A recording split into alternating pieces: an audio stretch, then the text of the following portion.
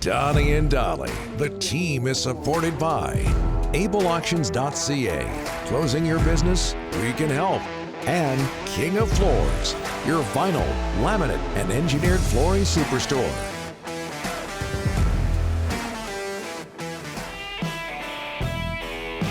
It's Monday, and all of our guests today are sponsored by Passant Motors. It's May Days at Passant. Choose from one of three great options this month, including $1,000 Visa gift cards. Check them out online at passantmotors.com.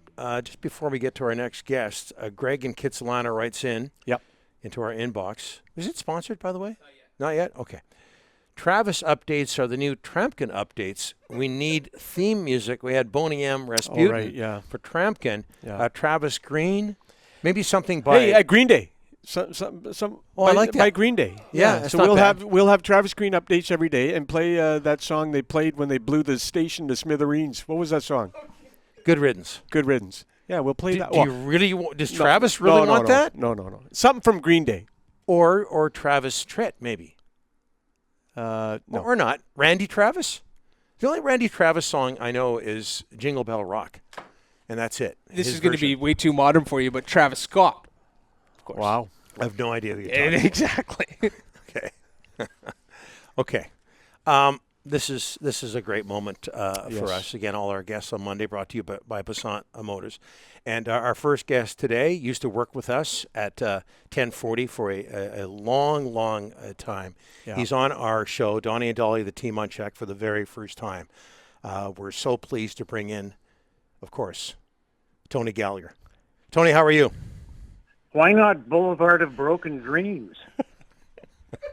that would suffice.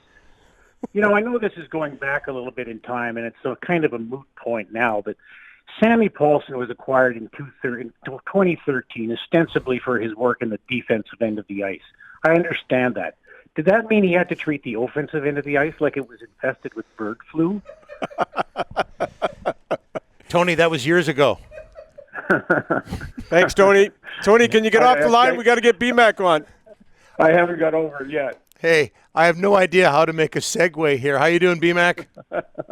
I'm doing good. Thanks, Donnie. Thanks, Rick. Thanks, Ryan. How does this feel? Is this the first time you've been on the air since 2017, early 2017? Yep.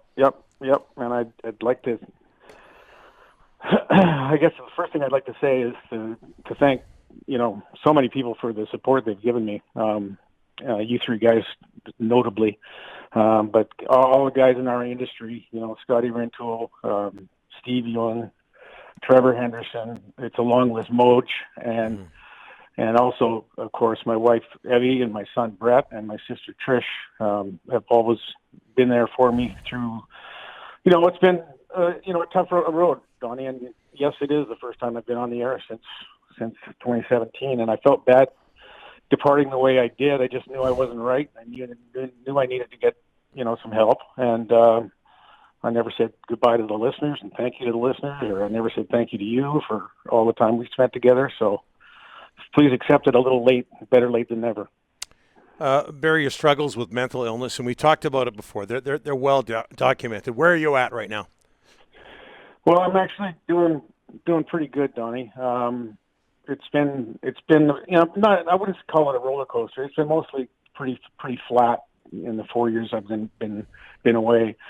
But I've learned so much about depression, which I wouldn't say has plagued me. I mean, it happened to me, 3-month bouts on about 5 different occasions in my life between the age of about 19 and then in early 2000s, 2004. And it wasn't until 2018 that I was diagnosed with Parkinson's disease. And what Parkinson's disease is a shortage of your brain producing dopamine, and when you can't produce dopamine, you're likely to be, a candidate for depression. And so that sort of answered the question, because all of my depressions, Donnie, were unrelated to anything. It's not like something happened and they weren't reactive, in other words. They just happened. I would have a tough time concentrating. I'd have a tough time focusing. I'd get antsy, I'd get edgy, and certainly I'd get down. And it was hard. It was hard to think.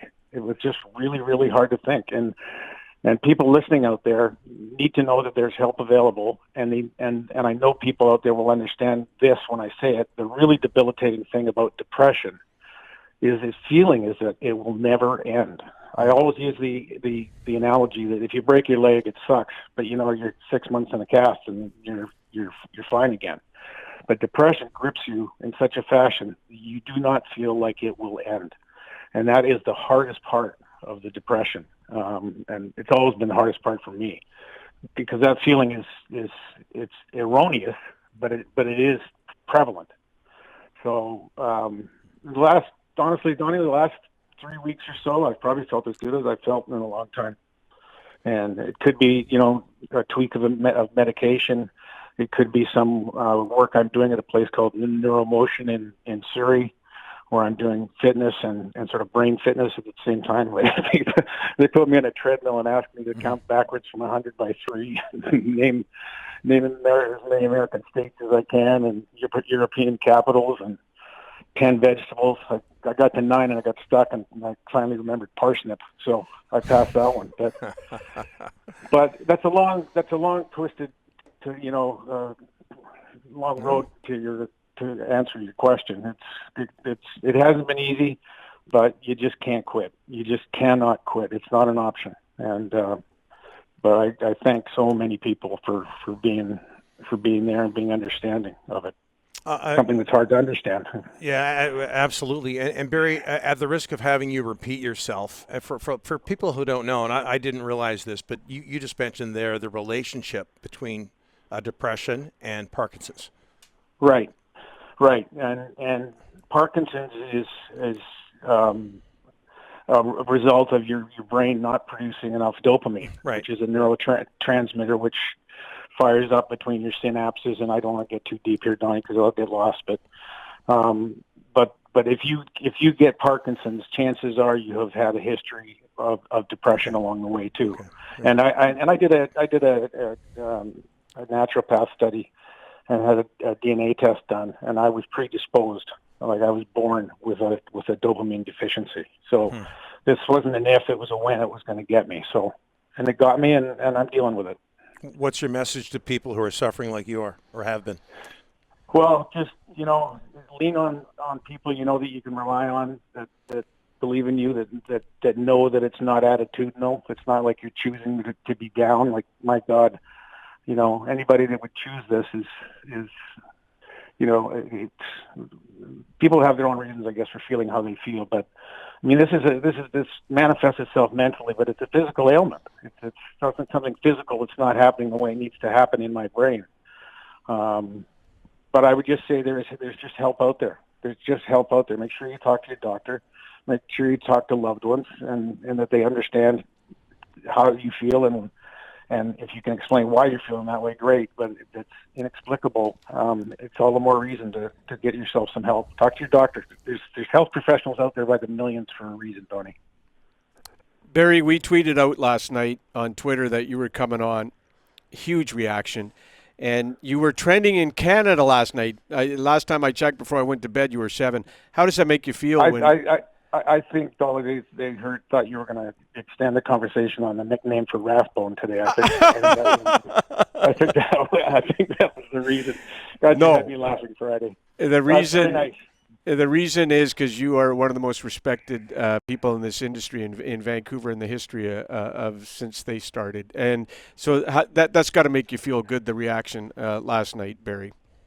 Well, it does. I mean, let's not kid ourselves. We like positive feedback in our industry. We take whatever feedback we get, and some of it at times isn't very complimentary, and I understood that. But to suggest that doesn't feel good and doesn't warm the cockles of my heart, I would be lying to you. It's really nice to hear. It's really nice to hear, and it's nice that people understand. And I'm a member at the Pitt Meadows Golf Club, and I haven't played a whole lot, but I've been going a little bit more regularly lately. The guys up there are fantastic. Like, people are great, Like, people will stop and talk to me, and it's not like people are, geez, what should we say? Just say hi, And I've had people stop me and say, thanks a bunch for going public with what you did. I've got a member of my family who took some inspiration from that, if we can do that with our industry as the conduit, that's great.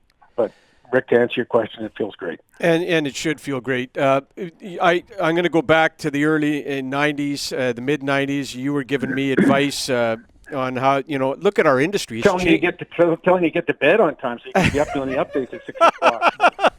But Barry, look at our industry, and it's changing. What went through your mind when you found out that Team or TSN 1040 went down? Well, I was sad. I was, first of all, really sad, and I just had so much respect for the conversation I had with Donnie that same day, and the first thought out of Donnie's mouth to me was that he feels bad for the younger guys that are just getting into the business or that are just starting out. They're, just trying to save a few bucks here to get their first house or whatever the case may be. Donnie and I have been in the industry a long time, and but for him to be thinking of the younger guys, I thought it didn't surprise me. It was a very nice gesture and a nice thing for Don to say. But I was just sad that something that was so good and so solid and was maybe at its high point that it had ever been in terms of quality of the broadcasts throughout the day would just summarily be booted to the curb. I thought it was, well, we've all weighed in on how ridiculous it was decision-wise based on ratings. It was a successful operation and it never should have happened the way it happened. Keep in mind, Barry, that I hate all the older guys. So that played a part in what I said. Listen, buddy, let's talk some hockey in our next segment. If you can hang on, we'd sure appreciate it, and we'll talk some Canucks hockey and local sports as well. All right? I'll just charge you double. That's okay. The usual. Okay, no problem. Okay, we'll be the usual. Just 0 + 0. 0 + 0. Yeah. Same as me. We'll be back with more at BMac in a second. Donnie and Dolly, the team on check.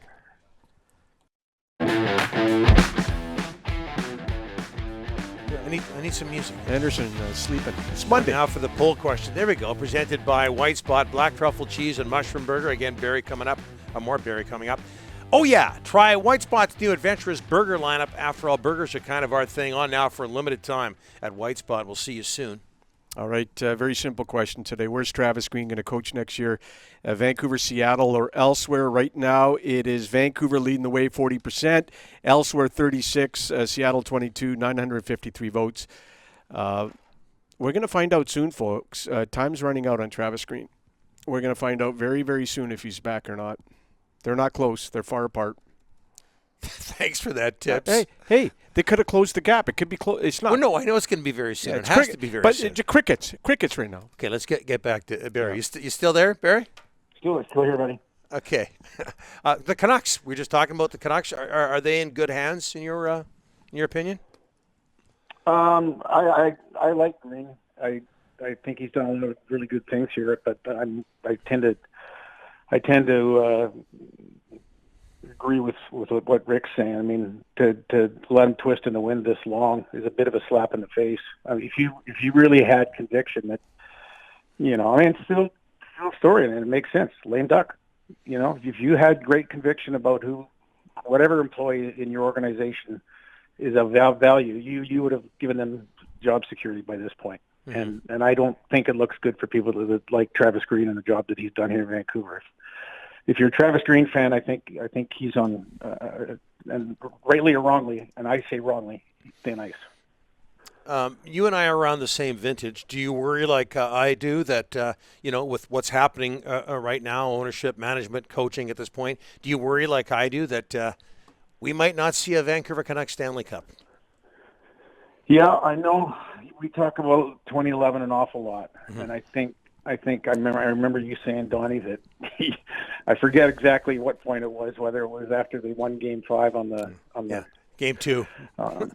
Game 2, yeah, going up 2-buzz, and you said, "We're going to win the Stanley Cup. We're going to win the Stanley Cup." It's kind of like your Bure thought, which I quote often. When the first time you saw Bure, you're like, "He's on our team? Yeah, he's on our team." That was awesome.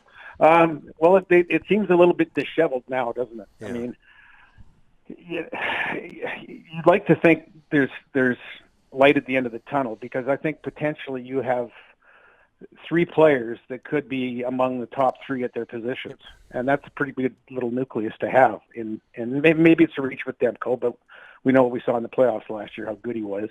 Quinn Hughes is just an excellent hockey player. He's fabulous. And I didn't play the game, but you have to have an appreciation for things he does on his skates. That just if it was that easy, everybody would do it. Mm-hmm.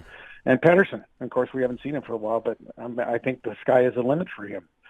But the supporting cast is a little thin. I'm not sure that Jim Benning's going to keep his job. I mean. Yeah.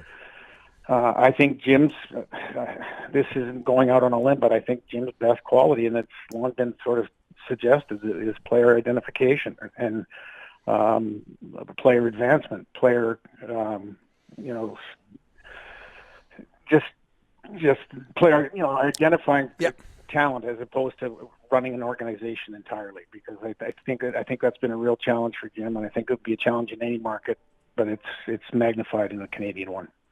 You say you didn't play the game, Barry, but there were those Wednesday nights at Britannia in East Van. I seem to remember a certain sniper in the slot there. Yeah. Look at this. If only Benning had been around then to identify you, and you'd be a Canuck legend. Hey, you're out you're like Rick, Ryan, and I. We're all out in the burbs. Do you think Canucks are going to work in Abbotsford? Do you think the farm team is going to work in Abbotsford? You sound like you doubt it. I haven't heard you weigh in yet. Well, the only reason I would say I doubt it is because of what happened with the Heat. But that's a different ball of wax because it was a Flames franchise. I think it'll work. My problem, Barry, is I worry about the junior teams. It's not so much do I think it'll work. I almost worry about it working because I wonder what it's going to mean for the Giants, the Chiefs, the Surrey Eagles, etc.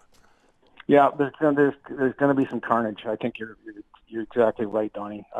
But business trumps all, and I think it makes a lot of sense for the Canucks to do it. And where's the closest place they could be with having a farm club that didn't impact hockey in BC? Like, where would the closest place be? Well, you're probably talking Alberta, and you want to be in Alberta when there's the Flames and the Oilers. No. Is there a place in Washington State you could be? I don't know. I just think when I heard it was like, yeah, finally. What took so long? Utica? I mean, how much sense did that make? And wherever they were before that, escapes me now. But I just think it makes a whole lot of sense. And I know this Chris Hebb in the BCHL would suggest otherwise. Barry. Remember the days when the BC Lions had 30, 35, 40,000 at BC Place? The numbers are down. As a guy watching the Whitecaps, Lions, Canucks, back in the day, all 3 were flourishing. Now it almost seems like a one-trick pony, Canucks, and that's it. What do you think the Lions got to do to get people back in BC Place? Boy, we've had this discussion for so long, Rick. I mean, back to their sports page days in the early 90s. When they had the heady days of going into BC Place. The timing was so good. They were so crappy for so long. They got good, and they got a dome to play in, and there was 59,000 fans there for 4 or 5 years. And then down it went. I mean, who would have thought averaging 13, 14, 15,000 fans per game? I don't know what's happened to the CFL. I do know my son. He's 28 now, but growing up, he did not have a whole lot of interest in the CFL. We went to games and he enjoyed being there, but it's not like he was, watching the CFL on Sundays on a regular basis. I loved the CFL growing up. I absolutely loved watching George Reed play for the Saskatchewan Roughriders, even if it meant beating the BC Lions. I wasn't alone. Our ilk back then, Donnie, our 18, 19, 20-year-old buddies, even younger than that, we watched the CFL. Yeah. And what was it Tony said? I don't know, about 10 or 12 years ago in a discussion we were having about the CFL. Well, what did they have in Toronto last night for the big Hamilton game, the big matchup with the Tabbies? There was like 4 people in the crowd. And then, but I'm not providing you an answer. I don't know where they've gone. I just don't know. Yeah. I mean, we used to come up with the suggestion, not that it was really a heady suggestion, but their halftime shows. They were doing interviews. Get minor football. Get the little guys in there playing. They're playing at the Dome. Mom and Dad and Grandma and Grandpa and brother and sister, they come and watch that game. Yeah. Yeah. I don't know. It's a combination of marketing and, the NFL is such a looming presence that it just seems to trump what the CFL can offer. Yeah, bigger and arguably better than ever. Hey, Barry, we could go on and on. By the way, when you talked about Utica, who was the Canucks Farm Club before Utica, my first inclination was Manitoba. Remember the 2-year period with Chicago Wolves? Chicago Wolves, yeah. So there, a little trivia for you. All right, you know what I'm looking for here, Barry. Thanks so much for this time. Thanks for opening up about everything that's going on in your life. But we need Thank you guys for having me on. We need some Casey Kasem to play us out, if you don't mind. Okay. Oh, put me on the spot. Yes. Everybody. Okay, I'll give it a whirl. Big Rise next. On F310, the voice of Chevron and America's Top 40. All right, it's time now for this week's dedication. It goes from Becky in Laramie, Wyoming, to Lumpy in Denton, Texas. Becky writes, I know we've had our differences, Lumpy, but hey, let's stay together. Here's Al Green to provide some inspiration to Becky and the Lump on America's Top 40. Beautiful. Oh. I'm so